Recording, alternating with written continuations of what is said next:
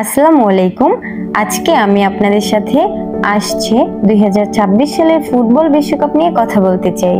Football বিশ্বকাপের যাত্রা শুরু হয়েছিল 1930 সালে দক্ষিণ আমেরিকার দেশ উরুগুয়েতে। প্রথমবার চ্যাম্পিয়ন হয়েছিল আয়োজক দেশ উরুগুয়ে।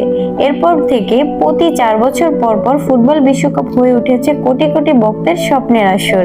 কোটি কোটি ফুটবল প্রেমীর প্রতীক্ষার পালা শেষ হতে চলেছে।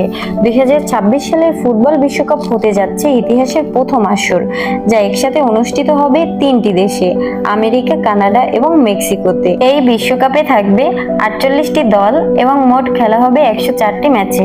ম্যাচগুলো অনুষ্ঠিত হবে 16টি শহরে 16টি স্টেডিয়ামে। যুক্তরাষ্ট্রের 11টি শহরে, কানাডার 2টি শহরে এবং মেক্সিকোর 3টি শহরে।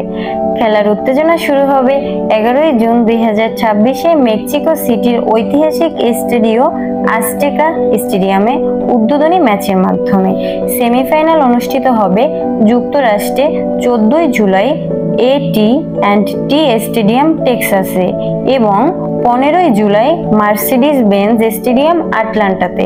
ফাইনাল খেলা হবে 19 জুলাই 2026 যুক্তরাষ্ট্রের মেটলাইফ স্টেডিয়াম নিউ জার্সিতে।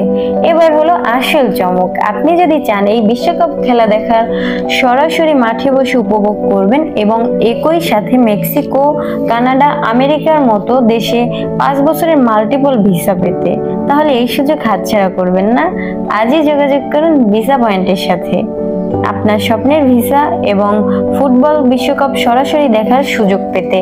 আজ এ পর্যন্ত। সবাই সুস্থ থাকুন, ভালো থাকুন, এই কামনায় শেষ করছি আজকের ভিডিওটি।